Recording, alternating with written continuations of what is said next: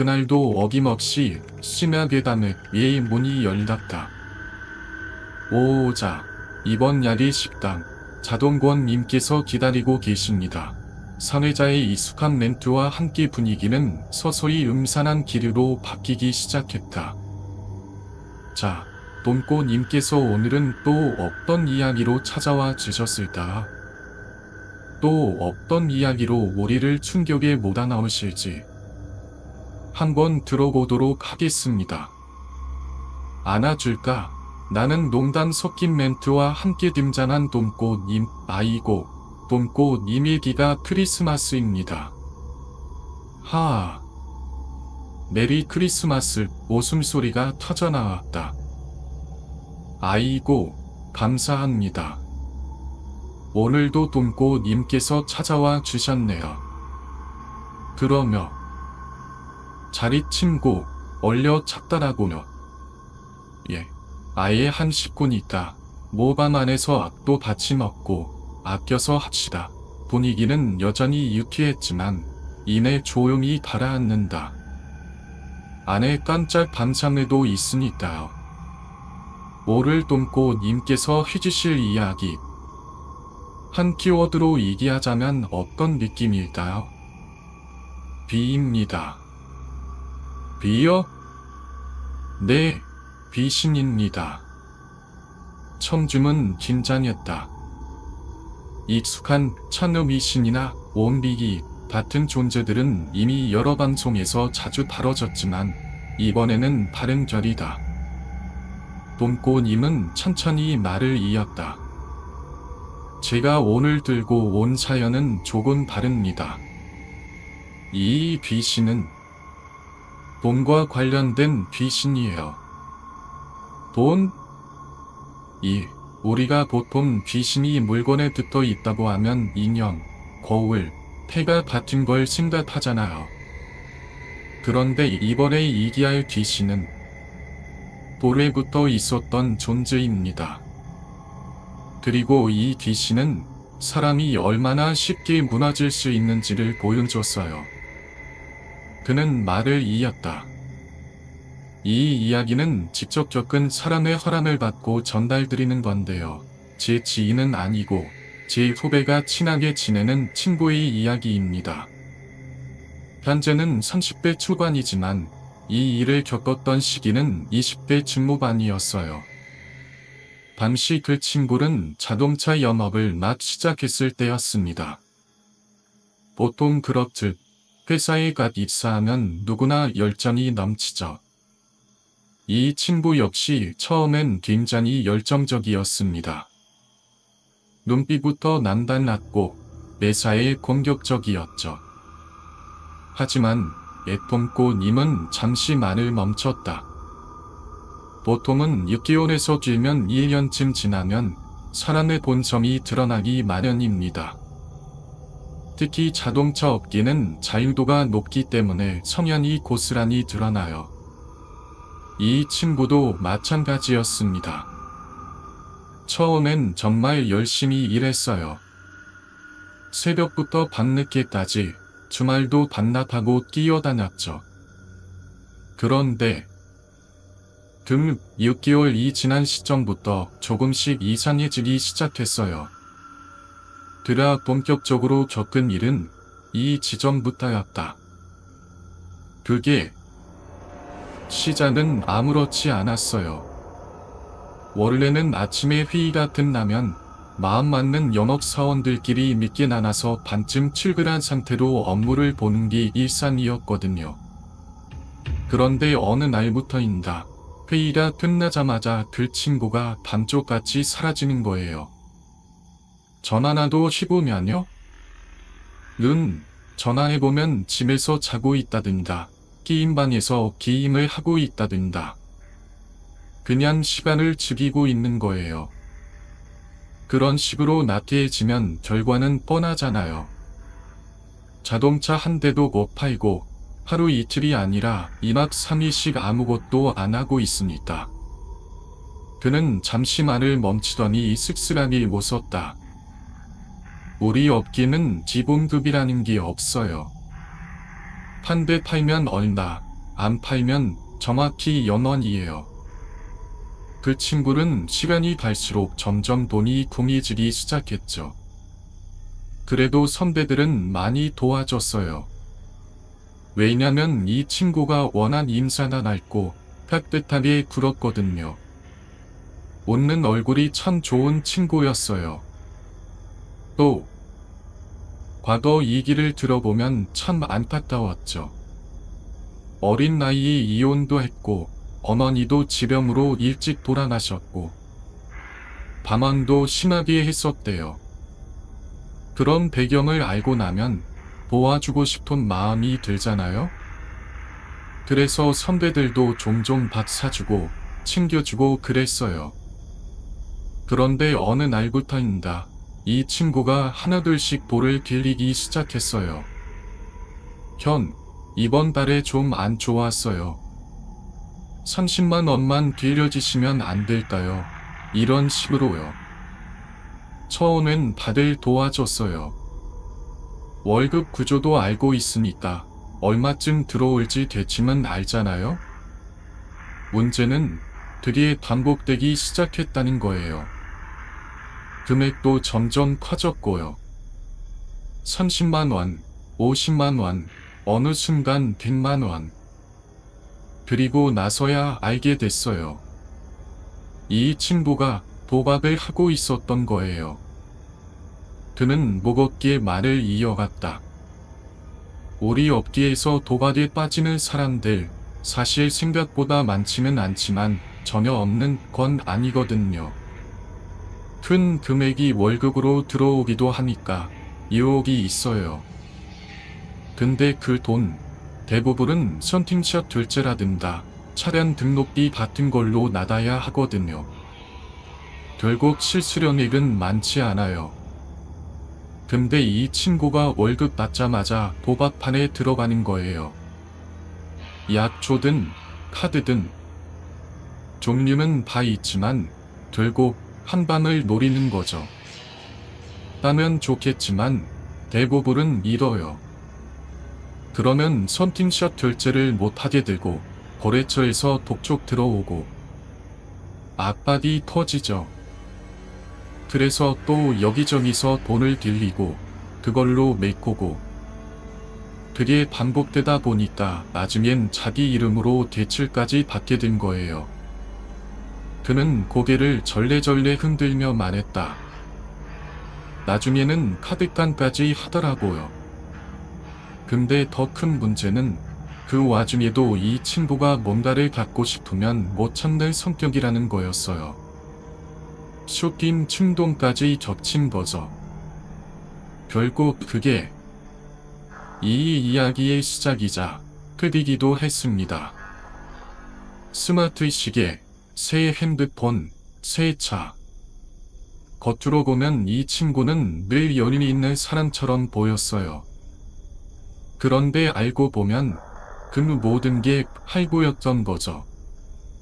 매달 빠져나가는 카드가 대출이자 할부금이 눈더미처럼 불어나면서 그 친구는 점점 더 빚에 치여 살게 되었어요.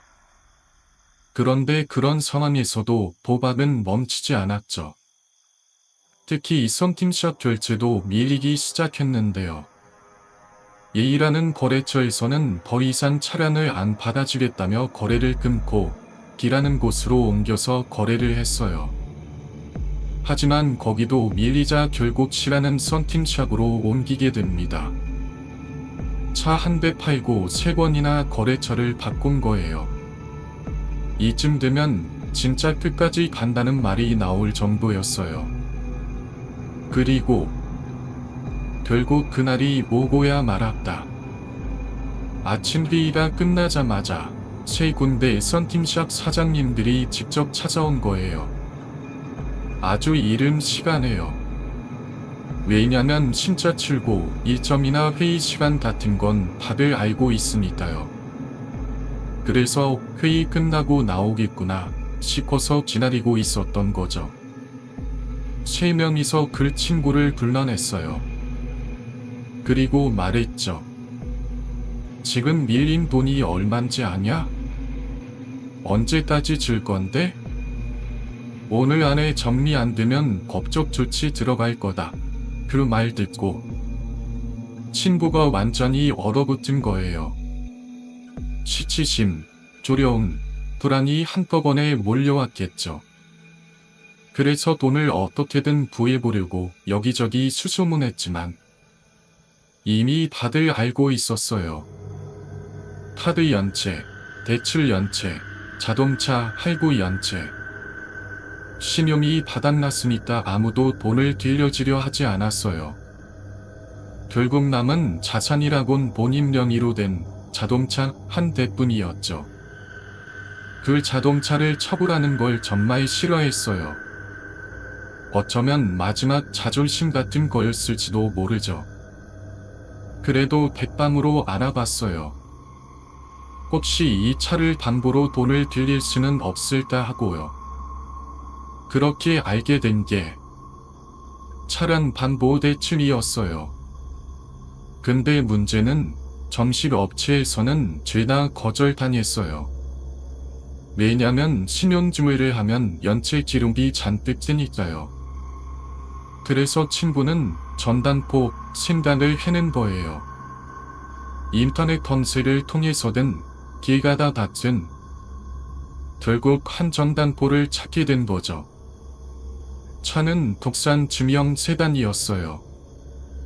나름대로 괜찮은 조건이었는데 그걸 담보로 1,000만 원 정도 빌릴 수 있을까 싶었던 거죠.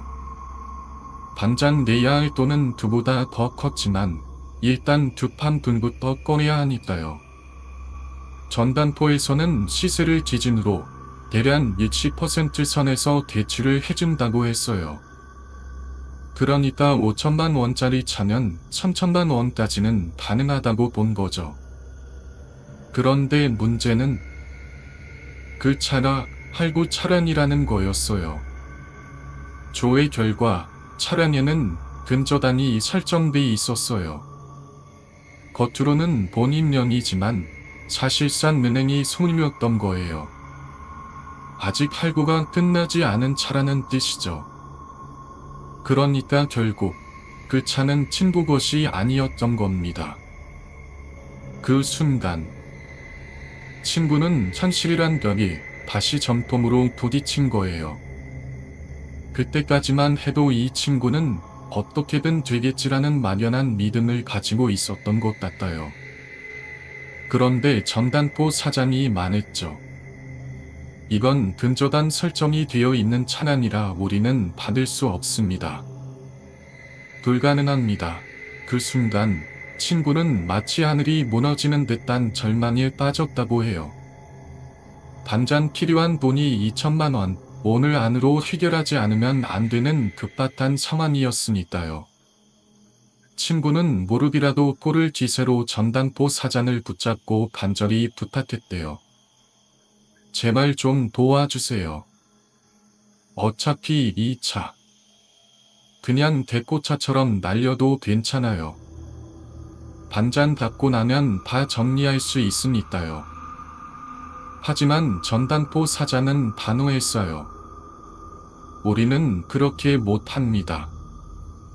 우리도 신고하고 사업하는 사람들인데 그런 일이 연루되면 큰일 나요. 그러곤 말을 이어갔죠.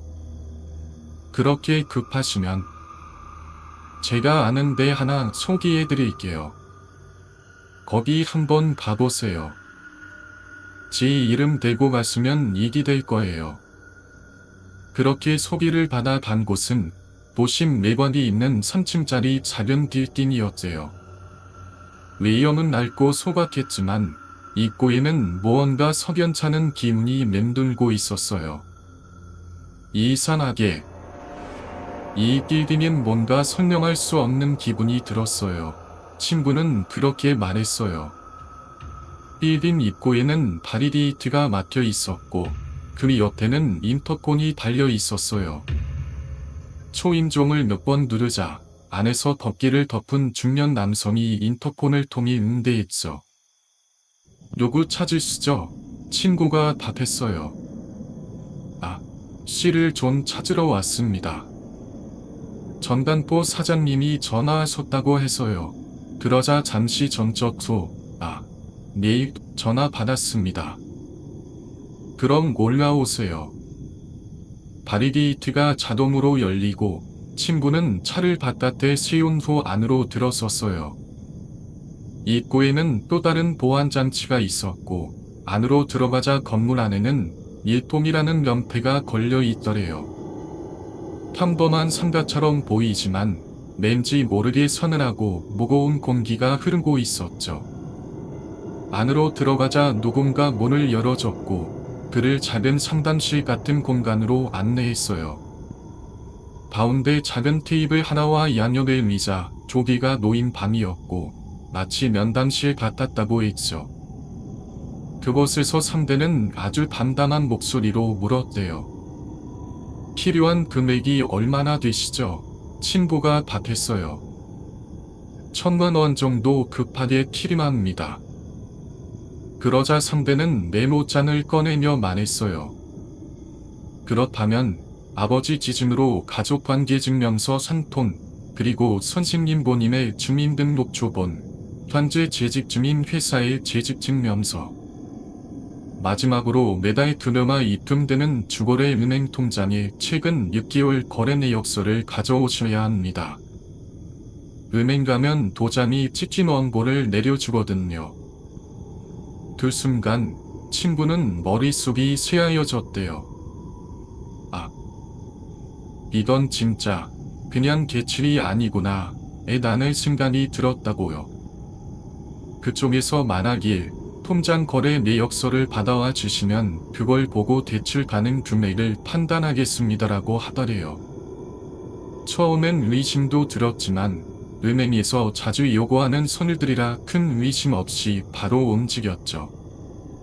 반장 보니 급하니까요. 마치 불 위에 콩 볶듯이 재빨리 서류를 떼어 제출했대요.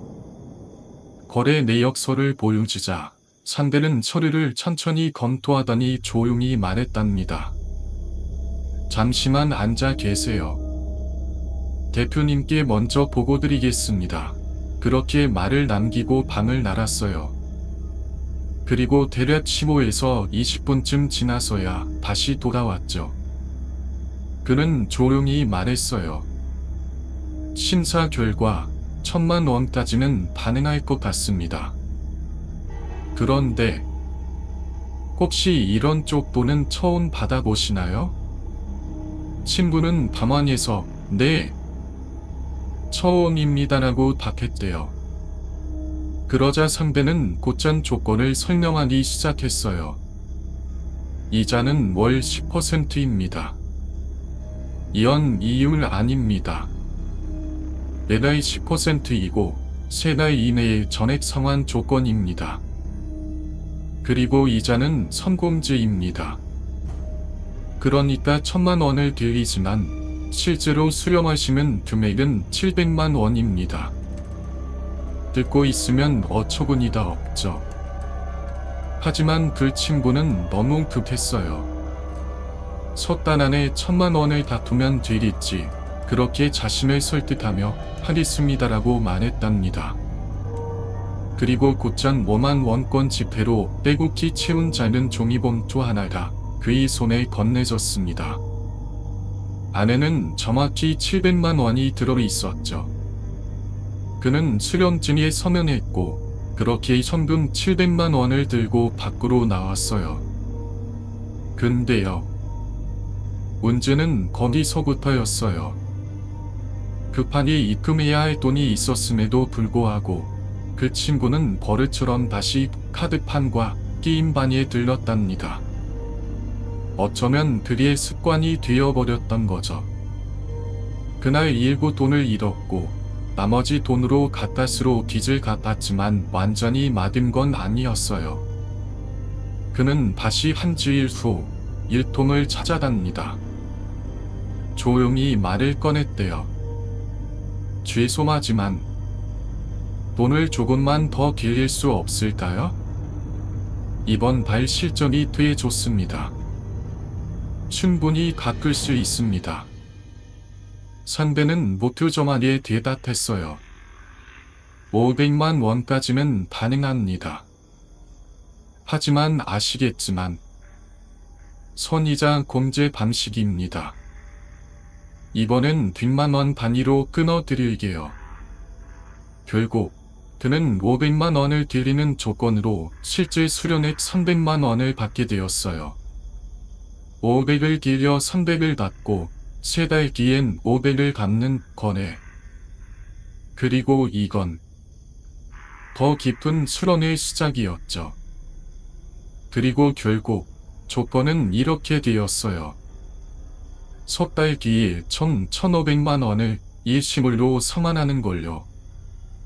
그러니까 앞서 빌린 1,000만 원과 이번에 추가로 빌린 500만 원의 이자를 토안해서 총 1,500만 원을 한 번에 받는 거죠. 이쯤 되니까 친구는 이미 정상적인 판단 상태가 아니었던 것 같아요. 전화도 그랬을 겁니다. 볼에 휘둘리고 시간에 쫓기고 자존심은 무너지고 그래 일단 길려서 맞고 보자는 식으로 300만 원을 더 들고 나왔어요. 하지만 그 300만 원도 모용지물이었다고 해요.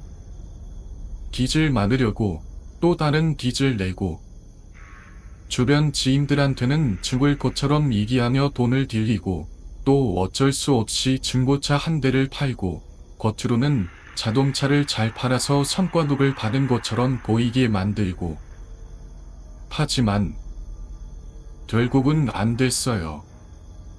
아무리 포장해도 아무리 땜빵을 해도 1,500만 원이라는 액수는 도저히 미울 수 없는 금액이었어요.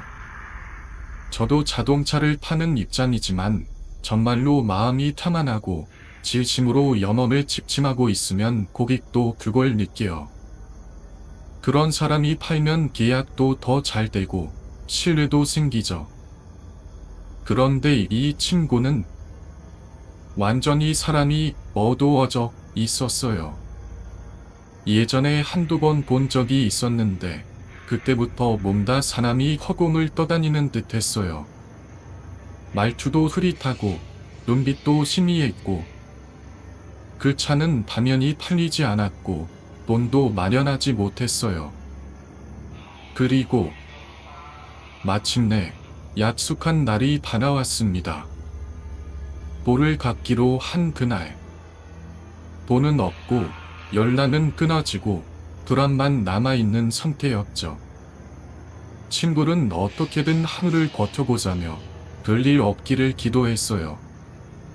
그 다음 날 아침 평소처럼 출근을 했고 회의소 커피를 마시며 다른 직원들과 담소를 나누고 있었는데 남자 셋이 조용히 매장 안으로 들어왔어요.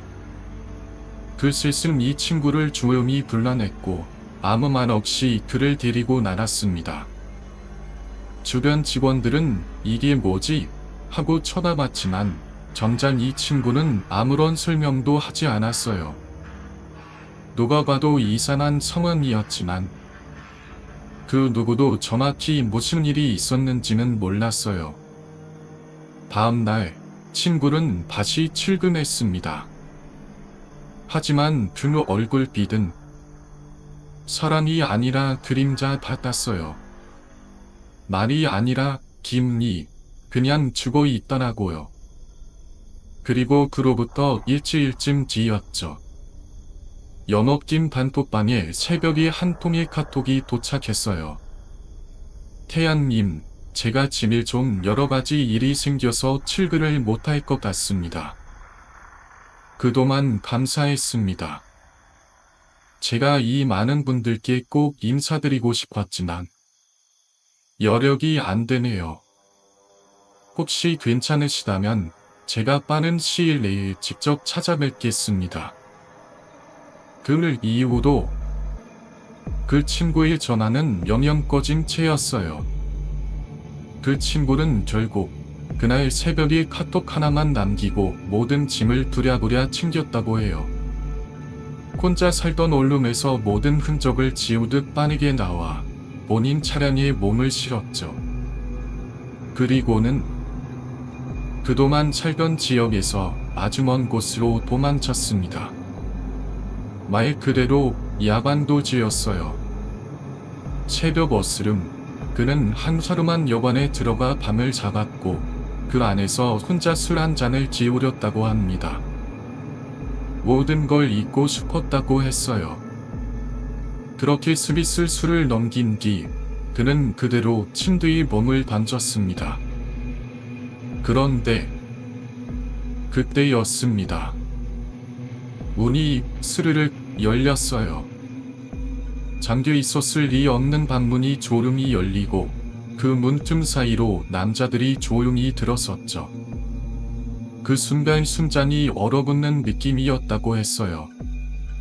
아무 소리도 내지 않은 채 들어온 남자들은 그를 끌어냈고 다시 그 낯선 건물 일동으로 데려간 겁니다. 거기서 처음 들은 말은 이랬어요. 우리가 너한테 일주일의 시간을 줬었지. 근데 너는 도망쳤다. 이제부터는 우리가 정한 방식대로 처리할 거다. 그들은 덧붙였어요. 일주일 동안 너는 도망칠 수 없게 될 거야. 너희 차량은 이미 우리가 추적장치를 설치해놨거든. 사실 너는 도망칠 순간부터 계속 우리 시야 안에 있었던 거야. 이쪽 사람들, 이런 기기 사용 정말 능숙하답니다. 우리가 추적장치 제거하는데도 비용이 들어갔다. 1차 비용은 1,000만 원이다. 이 금액도 내가 갚아야 해. 그때부터 본격적인 수렁이 시작됐어요. 이제부터 적용되는 이자는 월 30%. 믿기 힘들겠지만 이 친구는 더 이상 빠져나올 방법이 없었어요. 그들은 물었어요. 내가 갚을 방법이 있냐? 우리가 알아봤는데 내 아버지 명의 재산은 아무것도 없더라. 선택해라. 우리 방식대로 해결할 수밖에 없어. 그리고 그 앞에 3가지 선택지를 내려놨어요. 1번, 몸으로 갚아라. 무슨 뜻인지는 알겠지? 2번, 우리가 지정한 루트로 약을 유통해라. 얼굴은 가릴 테니 걱정 마라. 3번, 내 대신 이 빚을 떠안을 사람을 데려와라. 가족이든 친구든 전혀 모르는 사람이든 상관없다. 우리가 방법을 알려주겠다. 친구는 오래 고민 끝에 3번을 선택했어요. 한 번은 다시는 햇빛을 못 볼 수도 있다는 생각이 들었고, 2번은 너무 무서웠어요. 해본 적도 없고 질책감에 미칠 것 같았어요. 그래서 결국 그는 3번 다른 사람을 데려오는 방법을 택했습니다. 그들이 말했죠. 형제든 친구든 아무나 데려와라. 모르는 사람도 좋다. 우리가 어떻게 할지는 알려줄 테니까. 그렇게 친구는 마지막 선택을 실행하려 다시 세상 밖으로 나왔습니다.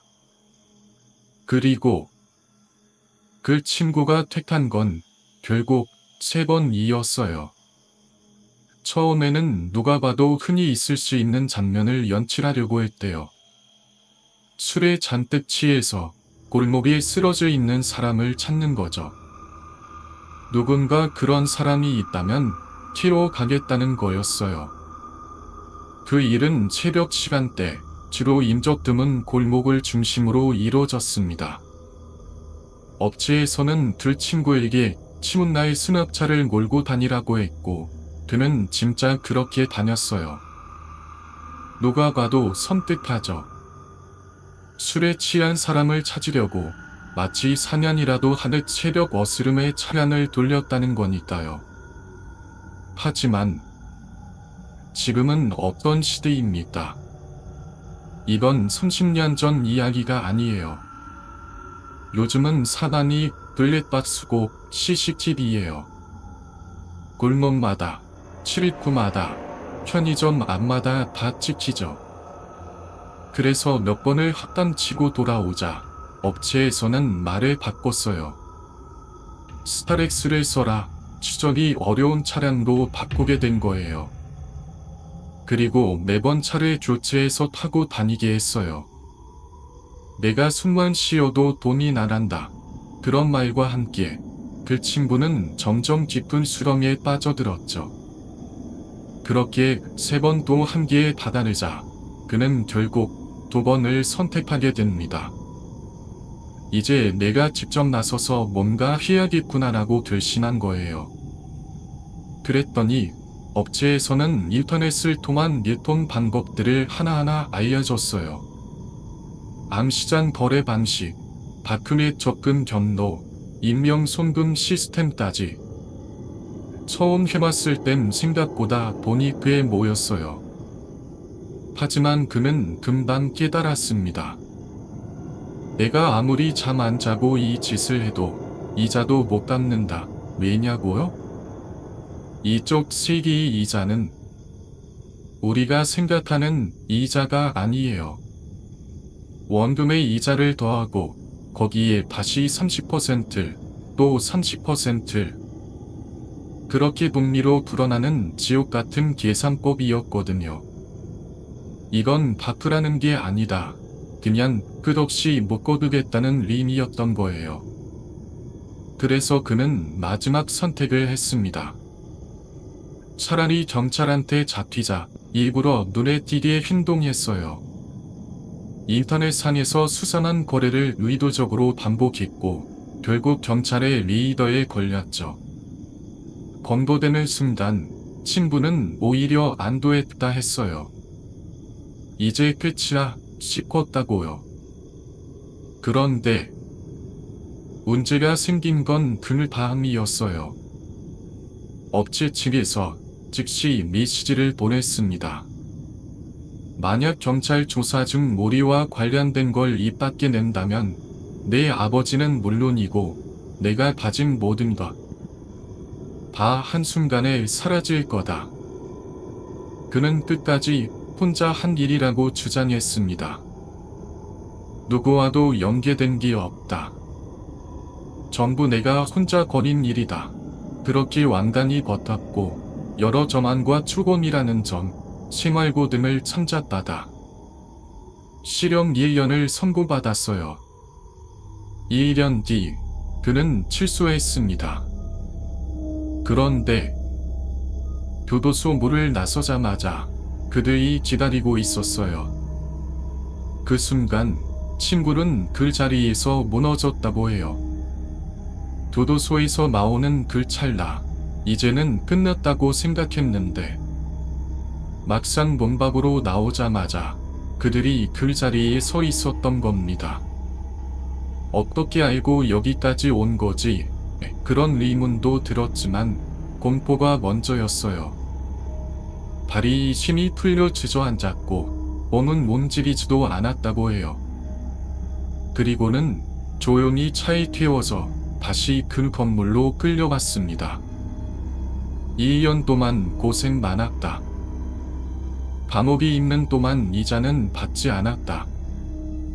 하지만 이제 다시 시작해야지. 그들은 그렇게 말했어요. 친구는 물었어요. 그럼 오늘 기준으로 제가 갚아야 할 금액이 얼마입니까? 그들이 말했죠. 대략 5천만 원 정도 된다. 생각해보세요. 그 친구가 실제로 현금으로 받은 금액은 기껏해야 2천만 원 조금 넘는 수준이었어요. 그런데 이자에 붙은 이자, 거기에 또 이자. 그렇게 드러나서 5천만 원이 되어 있었던 거예요. 그럼 이 5천만 원을 오늘 제가 전액 상환하면 자유가 되는 겁니다. 친구가 다시 물었고 그들은 아주 간단히 대답했어요. 당연하지. 돈만 내면 끝이야. 친구는 그날 전화를 걸었어요. 아버지, 지금 제게 5천만 원이 필요해요. 모든 걸 끝낼 수 있는 마지막 기회예요. 정말 살고 싶어요. 사실 이 친구의 가정 형태는 너무나 어려웠습니다. 아버지 혼자 힘으로 감당할 수 있는 금액이 아니었어요. 하지만 아버지, 아들을 살리기 위해 조용히 움직이기 시작했어요. 친척들에게 일일이 무릎을 꿇고 사정했고, 남은 집 한 채도 팔았고, 자가용도 처분했고, 예전에 남겨놓은 아내 명의의 보험도 모두 해지했어요. 그리고 친구들, 지인들에게 손을 들리고 또 들려 결국 3억 가까운 금액을 만들어냈어요.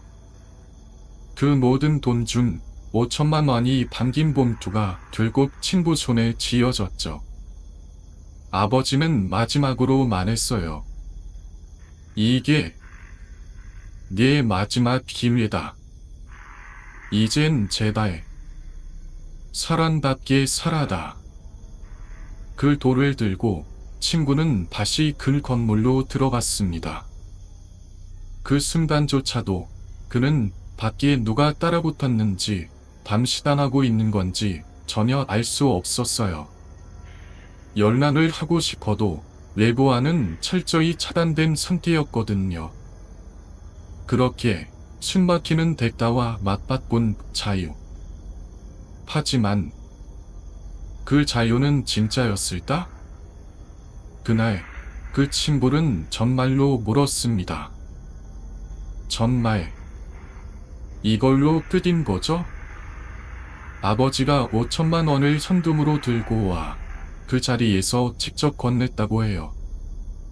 눈앞에서 돈을 세고 확인하고 염시짐을 써주고 서류에 사인도 하고 말 그대로 변제 완료를 증명할 수 있는 모든 절차를 거쳤죠. 그러고 나니까 그들이 말했어요. 땡땡씨, 수고 많으셨습니다. 그런데 잠깐만요. 이쪽으로 좀 와주시겠어요? 그 친구는 의심 없이 따라났습니다. 그들이 이끌고 간 곳은 건물의 지하로 내려가는 계단역, 조명이 희미하게 깜빡이는 그 복도 끝엔 어두운 문이 하나 있었어요.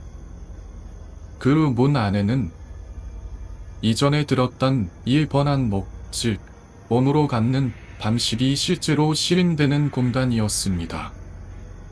이건 아무나 할 수 있는 게 아니에요. 특정한 시간, 특정한 조건에서만 가능한 일이죠. 왜냐하면 그 힘으로 인해 사람의 몸 밖으로 끌려나온 존재는 오래 버틸 수 없거든요. 매우 짧은 시간만 현실에 존재할 수 있어요. 그들이 말했어요. 지금은 그런 날이다. 그래서 오늘 당신에게 마지막으로 이걸 보여주고 싶다.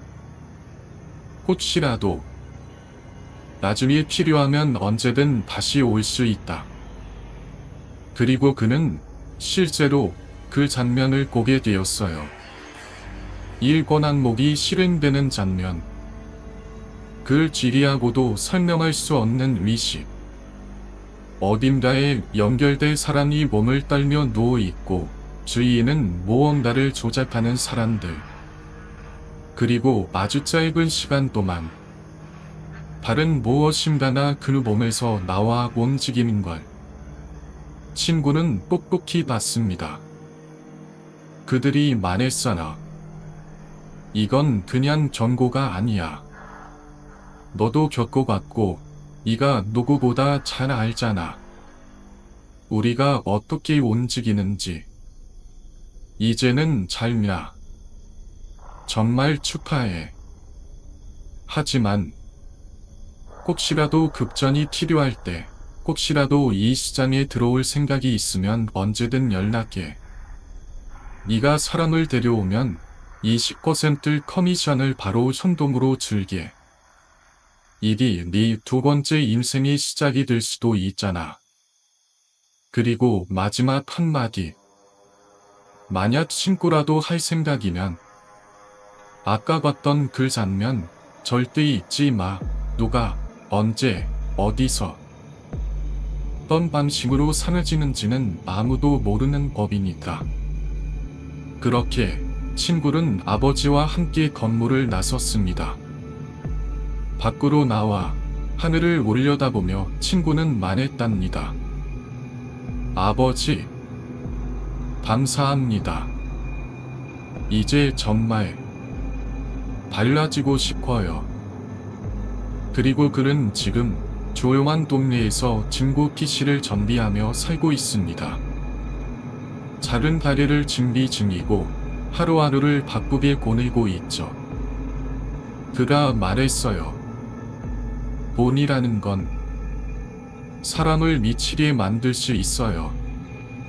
정말 사람을 끝까지 몰고 가요. 그 말을 마칠 때 그의 눈길엔 이미 그 모든 걸 쫓고 돌아온 사람만이 가진 깊은 어둠과 그 어둠 속에서 살아남은 사람의 침묵이 고음이 번지고 있었습니다. 처음엔 정말 작았어요. 작은 소비, 작은 욕심, 신용카드 한 장, 은행 대출 하나. 그게 시작이었어요. 우리가 살아가는 이 바깥 세상은요, 겉으론 반듯하고 밝죠. 예쁜 옷 입고, 좋은 직장에서 일하고, 커피 한 잔 마시며 웃고. 그런데 그 밝은 면과 지옥 같은 어두운 면 사이엔 한 잔의 종이 같은 경계만이 존재해요.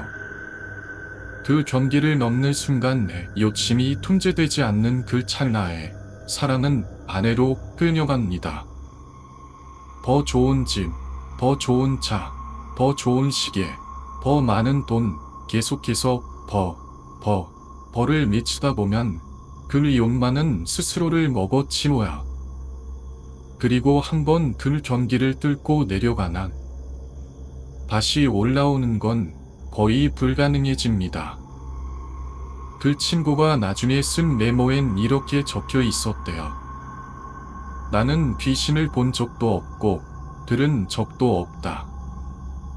그런데 지금 귀신보다 무서운 걸 봤다. 그건 사람 안에 있는 탐욕이다. 나를 잡아먹은 건 그것뿐이다. 어떤 분들은 시시하다고 느낄 수도 있어요. 결국 돈 얘기잖아. 뻔하잖아. 웃었다고 할 것도 없잖아. 그럴 수 있죠. 하지만 이건 실제로 지금도 일어나고 있는 일입니다. 이야기 속의 그는 귀신을 본 게 아니라 탐욕의 실체를 본 겁니다. 그 탐욕은요, 누군가를 유혹해서 무너뜨리고 다시 일어날 수 없도록 짓밟는 아주 조용하지만 치명적인 괴물이에요.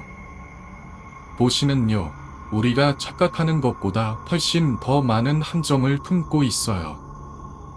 그리고 그 함정은 대부분 내 욕심이 열어놓은 문에서 시작됩니다. 누구나 욕심은 있어요. 다만 그 욕심이 어디까지 자라느냐에 따라 우리는 사람으로 남느냐 아니면 괴물이 되느냐나 갈리는 거죠. 이 이야기를 들으시면서 이 이야기 같다고 느낀 분도 계실 거예요. 자동차 딜러 업계에 있었던 저도 너무나 공감할 수밖에 없어요. 진짜 그런 일들 아주 가까운 곳에서 일어납니다. 이건 귀신 이야기보다 더 무서운 이야기입니다. 왜냐면 바로 우리 주변에서 벌어지고 있으니까. 동네꼬만 이미 들려주신 이 이야기. 어쩌면 여러분 섬 어딘가에서 지금도 조용히 진행 중일지도 모릅니다. 그러니까 제 말 잊지 마세요. 돈은 사람을 미치게 만들 수 있습니다. 그리고 그 미치는 어느 순간 귀신보다 더 무서운 것이 됩니다. 들어주셔서 감사합니다.